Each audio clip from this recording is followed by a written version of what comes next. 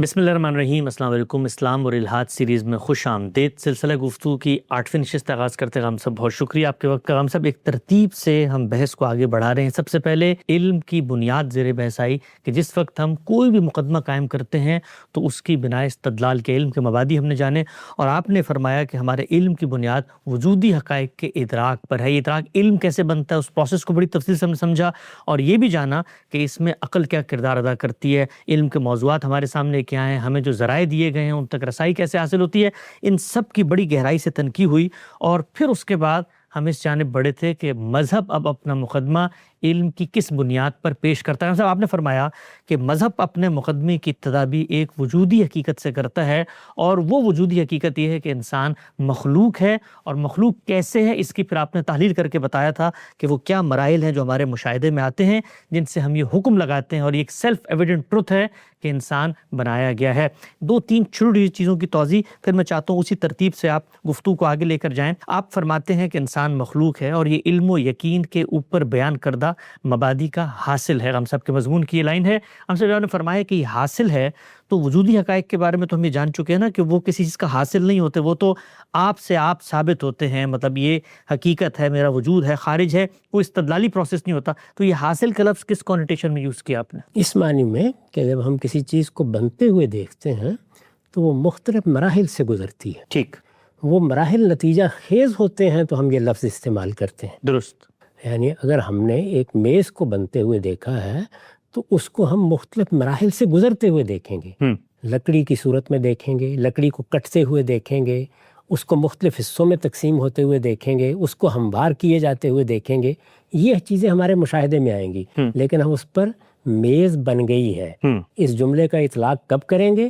جب ان کا حاصل یا نتیجہ ہمارے سامنے آ جائے۔ اچھا، ٹھیک، اس کا بیان ہے۔ ٹھیک، بالکل نقطہ واضح ہوا۔ اچھا صاحب، یہ جو مشاہدہ ہم کرتے ہیں کہ انسان مخلوق ہے اور یہ وجودی حقیقت ہے اور یہ مشاہدے میں آتی ہے تبھی وجودی حقیقت بنتی ہے، تو آپ فرماتے ہیں کہ انسان کے مخلوق ہونے کا مشاہدہ ہم اپنی آنکھوں سے کر سکتے ہیں، لیکن آنکھ بظاہر نطفہ، بیضہ جنین، اعضاء کی تشکیل، ولادت اور شعور کے ظہور کو دیکھتی ہے۔ سوال یہ ہے کہ کیا ہم واقعی میں خلق کے فعل کو دیکھتے ہیں یا صرف مراحل اور آثار کو دیکھتے ہیں جن سے پھر عقل یہ نتیجہ اخذ کرتی ہے کہ انسان مخلوق ہے؟ یعنی مشاہدہ جو ہے وہ بننے کا ہے یا بنائے جانے کا ہے؟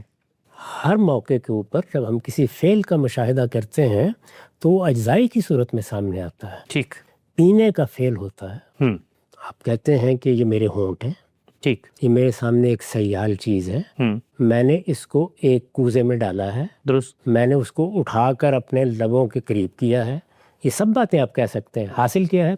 پینا۔ تو اصل میں یہ بتایا جا رہا ہے کہ جو چیز ہمارے مشاہدے میں آئی ہے وہ ان سارے مراحل میں مشاہدے میں آئی ہے، جس کے بعد ہم اس پر یہ حکم لگانے کی پوزیشن میں آ گئے ہیں، یہ تو بن گئی ہے، یہ تو ہم نے اس کو بنتے ہوئے دیکھ لیا ہے۔ تو جتنے افعال بھی ہماری زبان میں استعمال ہوتے ہیں وہ کبھی جز کو بیان کرتے ہیں، کبھی کل کو بیان کرتے ہیں، کبھی ابتدا کو بیان کرتے ہیں، کبھی حاصل کو بیان کرتے ہیں۔ تو یہاں چونکہ حاصل کو بیان کرنے والا فعل استعمال کیا گیا ہے، اس لیے یہ تعبیر بھی موزوں ہوئی۔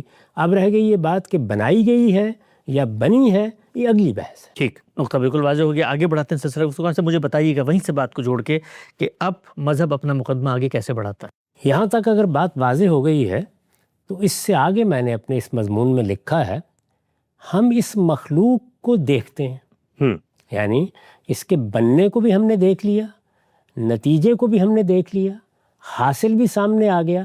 اب ہم پورے اطمینان کے ساتھ یہ کہہ سکتے ہیں کہ ہم نے ایک مخلوق کو دیکھا ہے۔ یعنی کس کو دیکھا ہے؟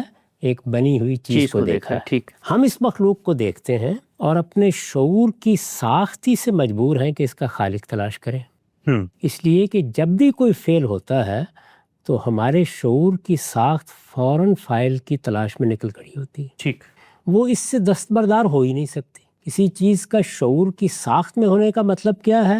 وہ میرے اور آپ کے لیے استقرار ہے۔ اس کو میں نے آگے واضح کیا ہے۔ اس لیے نہیں کہ ہر چیز کا خالق ہونا چاہیے، یعنی یہ جو ہم مخلوق کو دیکھ کر خالق کی تلاش میں نکلے ہیں تو کیا اس قاعدے کی پیروی میں نکلے ہیں کہ ہر چیز کا خالق ہونا چاہیے؟ میں نے عرض کیا کہ نہیں۔ اس لیے نہیں کہ ہر چیز کا خالق ہونا چاہیے، اس لیے کہ ہر مخلوق کا خالق ہونا چاہیے، یعنی اس کا تعلق اس چیز سے ہے جس کا ہم نے مشاہدہ کیا ہے. اگر وہ چیز کسی فعل کا حاصل ہے تو ہم اس فعل کا فاعل تلاش کریں گے. ٹھیک. اور اگر وہ کسی فعل کا حاصل نہیں ہے یا فعل کی حیثیت ہی نہیں رکھتی تو ہم اس کا فاعل کیوں تلاش کریں گے؟ تو یہ اس کی تحلیل کر کے بتایا گیا ہے کہ ہم نے چونکہ ایک مخلوق کا مشاہدہ کیا ہے، اس کا مخلوق ہونا ہمارے لیے ایک وجودی حقیقت ہے، اس لیے ہم خالق کی تلاش میں نکل کھڑے ہوئے ہیں. ہم اس مخلوق کو دیکھتے ہیں اور اپنے شعور کی ساختی سے مجبور ہیں کہ اس کا خالق تلاش کریں. اس لیے نہیں کہ ہر چیز کا خالق ہونا چاہیے، اس لیے کہ ہر مخلوق کا خالق ہونا چاہیے. یہ خلق کا فعل ہے، یعنی بننے کا فعل ہے. یہ خلق کا فعل ہے جو ہمیں اس تلاش کے لیے مجبور کرتا ہے. ٹھیک. یعنی محض کسی چیز کا موجود ہونا اس تلاش کے لیے ہمیں مجبور نہیں کرتا. ہم نے ایک فعل کا مشاہدہ کیا ہے. وہ فعل کیا ہے؟ خلق کا فعل، بننے کا فعل. فعل کو دیکھ کر ہم اسے فاعل سے الگ نہیں کر سکتے. یہ ہمارے شعور کی ساخت کی مجبوری ہے. ٹھیک. ہم اس سے استقرار کے ساتھ پیدا ہوئے ہیں، یعنی ہماری پیدائش ہی اس استقرار کے ساتھ ہوئی ہے. ہم اس سے دائیں بائیں نہیں ہو سکتے. ہم اس کی نفی کرنا چاہیں تب بھی نہیں کر سکتے. درست. ہم اس استقرار کے ساتھ پیدا ہوئے ہیں، لہٰذا کبھی اس پر راضی نہیں ہو سکتے کہ اثر کے لیے مؤثر اور فعل کے لیے فاعل کی تلاش سے دستبردار ہو جائے. یعنی ہم جب کسی شے کا مشاہدہ کریں گے اور اس میں اس طرح کا کوئی احساس پیدا نہیں ہوگا کہ یہ اثر ہے، تو نتیجے کا سوال بھی پیدا نہیں ہوگا. چنانچہ ہم مؤثر کو بھی تلاش نہیں کریں گے. اسی طرح اگر ہمارے سامنے کوئی چیز فعل کی صورت میں نہیں آئی ہے تو ہم فاعل کو بھی تلاش نہیں کریں گے. لیکن چیز اثر کی صورت میں سامنے آ جائے اور چیز کا مشاہدہ فعل کی صورت میں ہو جائے تو پھر ہم مؤثر کو تلاش کیے بغیر رہ ہی نہیں سکتے. ٹھیک. اور فاعل کی تلاش میں سرگرداں ہونے سے انکار ہی نہیں کر سکتے. بالکل ٹھیک. یہ ہمارے شعور کی ساخت کا بیان ہے. لہٰذا کبھی اس پر راضی نہیں ہو سکتے کہ اثر کے لیے مؤثر اور فعل کے لیے فاعل کی تلاش سے دستبردار ہو جائے. فلسفہ، سائنس اور تصوف کے اساتین کو ایک ایک کر کے دیکھ لیجئے، کوئی بھی اس سے دستبردار نہیں ہو سکا. اچھا. یعنی یہ ظاہر ہے کہ امہات علوم ہے، فلسفہ، سائنس، تصوف. ان علوم کا آپ مطالعہ کریں، ان علوم کی حقیقت دریافت کریں، ان کے اندر اتریں.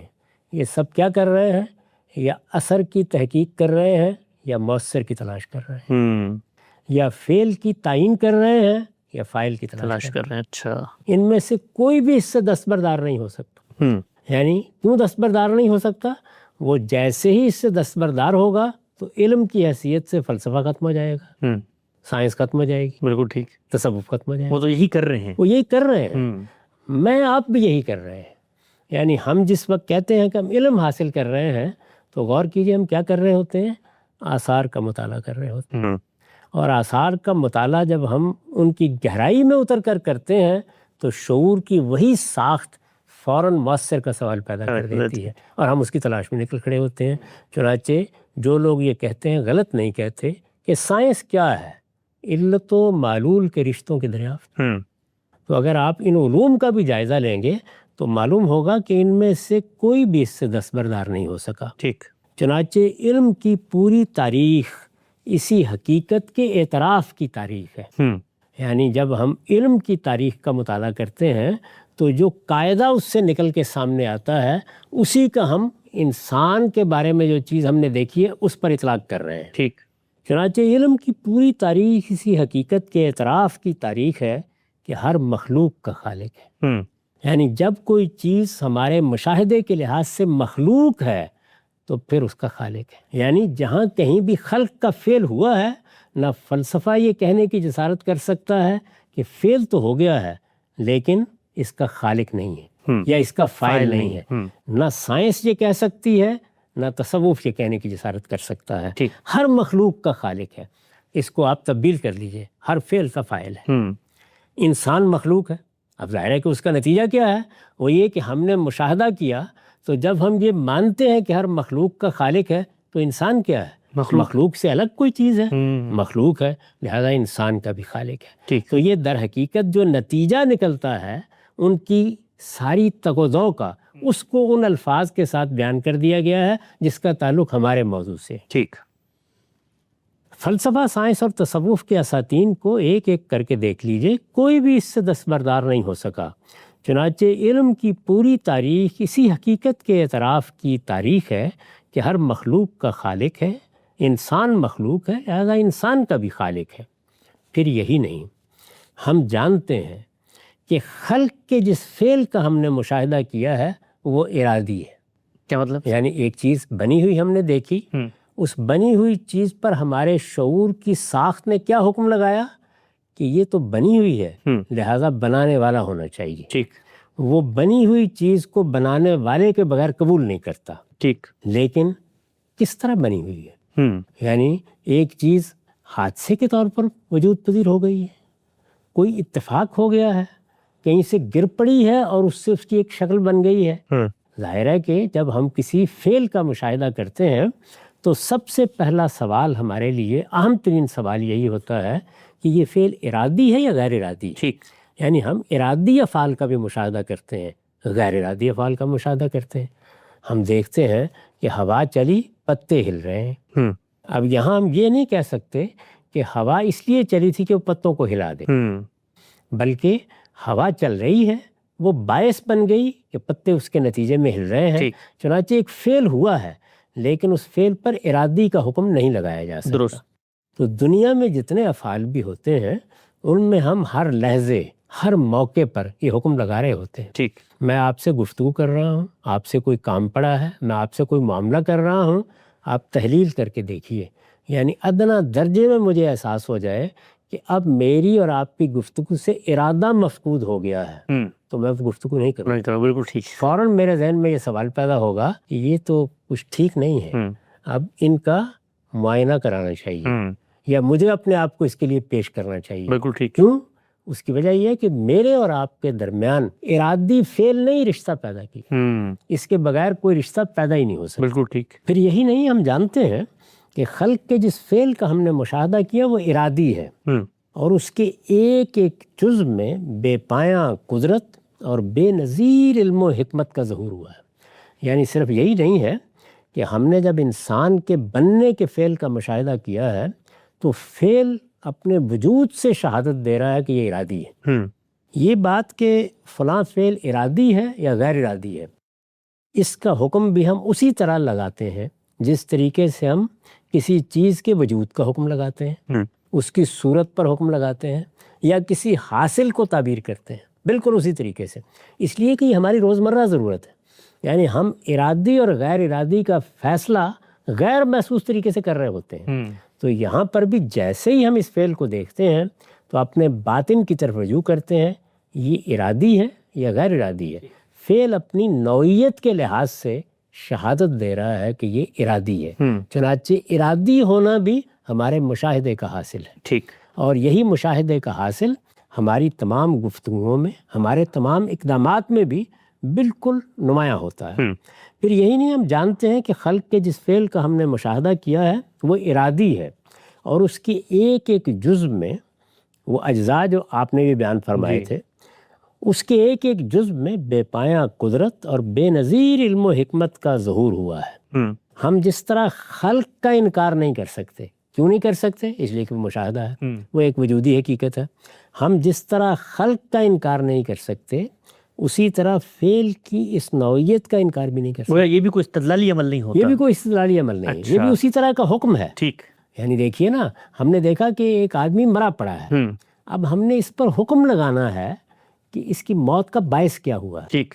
تو اگر اس کی گردن کٹی ہوئی ہے تو دوسرے ہی لمحے میں ہم یہ فیصلہ سنا دیں گے کہ قتل ہوا ہے۔ بالکل ٹھیک۔ اور اگر یہ معلوم ہو جائے گا کہ قتل کی نوعیت جو ہمارے مشاہدے میں آ رہی ہے یہ غیر ارادی نہیں ہو سکتی تو یہ حکم بھی لگا دیں۔ بالکل ٹھیک، آپ سے آپ ثابت ہوا۔ تو اس وجہ سے جب ہم کسی چیز کا مشاہدہ کرتے ہیں تو ایسا نہیں ہے کہ بس مشاہدہ کر لیا، مشاہدے کو تو ہم نے ادراک سے تعبیر کر دیا، ٹھیک، لیکن ہمارے باطن میں وہ الہامات موجود ہیں، اسی کے لیے ہم نے علم کی بنیاد پر تفصیلی گفتگو کی بالکل تھی۔ ٹھیک۔ وہ حکم لگاتے ہیں، وہ حکم صورت پر لگاتے ہیں اور اس کو متعین کرتے ہیں، اس میں تمیز پیدا کرتے ہیں۔ جی ہاں، اسی طرح وہ ہر فعل پر بھی حکم لگاتے ہیں کہ یہ ارادی ہو رہا ہے یا غیر ارادی ہو رہا ہے۔ بالکل ٹھیک۔ پھر یہی نہیں، ہم جانتے ہیں کہ خلق کے جس فعل کا ہم نے مشاہدہ کیا وہ ارادی ہے، اور اس کے ایک ایک جز میں بے پایاں قدرت اور بے نظیر علم و حکمت کا ظہور ہوا ہے۔ ہم جس طرح خلق کا انکار نہیں کر سکتے، اسی طرح فعل کی اس نوعیت کا انکار بھی نہیں کر سکتے، اس لیے کہ فعل کی یہ نوعیت بھی اسی طرح ایک حقیقت ہے جس طرح خلق کا فعل ایک حقیقت ہے۔ ٹھیک، بالکل صحیح، یعنی حقیقت ہے، وجودی حقیقت، وجودی حقیقت ایسی چیز نہیں ہے کہ جس کے لیے استدلال کرنا ثابت کیا جائے۔ یعنی ہمارے سامنے جب کوئی فعل آئے گا، آپ جائزہ لے کے دیکھ لیجئے اپنی روزمرہ زندگی کا، ہم لمحے لمحے میں فیصلہ کر رہے ہوتے ہیں کہ یہ ارادی ہے، پتہ اڑ کے آئے تو پتہ ہوتا ہے غیر ارادی ہے، بالکل واضح ہوتا ہے، اور اس کے بارے میں ہمارا رد عمل بتا رہا ہوتا ہے کہ ہم اس کو کیا حیثیت دے رہے ہیں۔ ہم جس طرح خلق کا انکار نہیں کر سکتے، اسی طرح فعل کی اس نوعیت کا انکار بھی نہیں کر سکتے، اس لیے کہ فعل کی یہ نوعیت بھی اسی طرح ایک حقیقت ہے جس طرح خلق کا فعل ایک حقیقت ہے۔ ہم جس طرح فعل کا مشاہدہ کرتے ہیں، اسی طرح اس حقیقت کا بھی مشاہدہ کرتے ہیں، یعنی استدلال سے یہ حقیقت دریافت نہیں کرتے، اس کا بھی مشاہدہ کرتے ہیں، لہٰذا مجبور ہیں کہ اس کے ساتھ یہ اعتراف بھی کریں کہ انسان کا خالق صاحب ارادہ ہے۔ یعنی اس سے پہلے ہم نے کیا سمجھا؟ جب خلق کا فعل ہوا ہے، انسان مخلوق ہے، تو اس کا خالق ہونا چاہیے۔ اب ایک دوسری بات کیا معلوم ہوئی کہ خالق اگر ہے تو وہ صاحب ارادہ ہے۔ ٹھیک، اس کے ساتھ یہ اعتراف بھی کریں کہ انسان کا خالق صاحب ارادہ ہے، اس کی قدرت بے پایاں ہے، اس لیے کہ وہ قدرت ہے جس کا خود فعل میں ظہور ہو رہا ہے، اور وہ علیم و حکیم ہے، یعنی فعل کی نوعیت ایسی ہے کہ اس میں علم کا بھی ظہور ہو رہا ہے اور حکمت کا بھی ظہور ہو رہا ہے۔ تو ہم نے یہ چیزیں بھی دیکھ لی ہیں، اور جس طریقے سے ہم کہتے ہیں کہ یہ ہم نے مثلث دیکھی ہے، یا ہم نے میز دیکھی ہے، یا ہم نے کرسی دیکھی ہے، اسی طرح ہم کہتے ہیں ہم نے پانی کو بہتے ہوئے دیکھا ہے، ہم نے فلاں شخص کو پانی پیتے ہوئے دیکھا ہے، ہم نے فلاں کوزے سے پانی گرتے ہوئے دیکھا ہے۔ تو فعل کا مشاہدہ، فعل سے فاعل تک رسائی ہوتی ہے، اور پھر فعل کی نوعیت بتاتی ہے کہ یہ ارادی ہے یا غیر ارادی ہے، اور اگر یہ ارادی ہے تو پھر ارادہ کرنے والے کی کن صفات کا اس میں ظہور ہوا ہے۔ اس لیے کہ جب وہ فعل ارادی ہے تو اس کا مطلب ہے کسی صاحب ارادہ سے صادر ہوا ہے، کسی غیر ارادی چیز سے ارادی فعل نہیں ہو سکتا، ہو نہیں سکتا، ٹھیک، وہ کسی صاحب ارادہ سے صادر ہوا ہے، اور جب صاحب ارادہ سے صادر ہوا ہے تو نوعیت فعل بتا رہی ہے وہ صاحب ارادہ کیسا ہے، اس کی صفات بھی فوری طور پر نمایاں ہو جاتی ہیں۔ لہٰذا مجبور ہیں کہ اس کے ساتھ یہ اعتراف بھی کریں کہ انسان کا خالق صاحب ارادہ ہے، اس کی قدرت بے پایاں ہے، اور وہ علیم و حکیم ہے۔ درست، انسان کی عقل اسے یہاں تک لے آتی ہے۔ اچھا، یعنی یہ ہے عقل کا سفر۔ ٹھیک، عقل نے کیا کیا؟ عقل نے سب سے پہلے ہمارے اندر جو چیز ادراک کے نتیجے میں آئی اسے معنی دیے۔ وہ چیز کیا تھی؟ بننے کا فعل۔ ٹھیک، اس بننے کے فعل کا حاصل کیا ہوا؟ ایک انسان کا وجود۔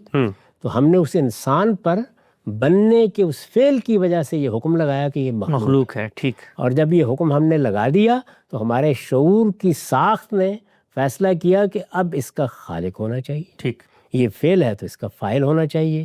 جب ہم فاعل کی تلاش میں نکلے تو اب ہم نے دیکھا کہ اس میں تو ارادہ کار فرما نظر آ رہا ہے، فعل کی نوعیت بتا رہی ہے کہ یہ کسی صاحب ارادہ سے صادر ہو رہا ہے، تو صاحب ارادہ کی صفات بھی فعل میں ہمارے مشاہدے کا موضوع بن گئی۔ تو یہاں تک ہمیں عقل لے کے آئی ہے، یہاں ہمیں کسی دوسری چیز کی مدد لینے کی ضرورت نہیں پڑی۔ انسان کو جو کچھ دیا گیا ہے وہ کیا ہے؟ انسان کے پاس حواس ہے، انسان کے پاس عقل جیسی چیز موجود ہے جو ان حواس کے ذریعے سے جو چیزیں اس کے ادراک میں آتی ہیں ان کو علم میں تبدیل کرتی ہے۔ تو اس نے علم میں تبدیل کر کے ہمیں یہاں تک پہنچا دیا۔ ٹھیک، نقطہ بالکل واضح ہوا۔ ہم سب اثر کے لیے مؤثر، فعل کے لیے فاعل، اور جن صفات کا فعل میں ظہور ہوا ہے انہی کا ظہور فاعل میں بھی ہونا چاہیے۔ یہ وہ مبادی ہیں جن پر گفتگو کا سلسلہ جاری ہے۔ عقل نے ہمیں یہاں تک پہنچا دیا کہ اگر انسان مخلوق ہے تو اس کا بھی خالق ہونا چاہیے ہے، لیکن مذہب جس خالق کی بات کرتا ہے وہ کیسے ثابت ہوتا ہے؟ سلسلہ گفتگو کو آگے بڑھائیں گے اور جاننے کی کوشش کریں گے کہ آگے کی کیا مراحل ہیں۔ وقت یہاں پہ ختم ہوتا ہے، دوبارہ حاضر خدمت ہوں گے، اب تک آپ کا بہت شکریہ۔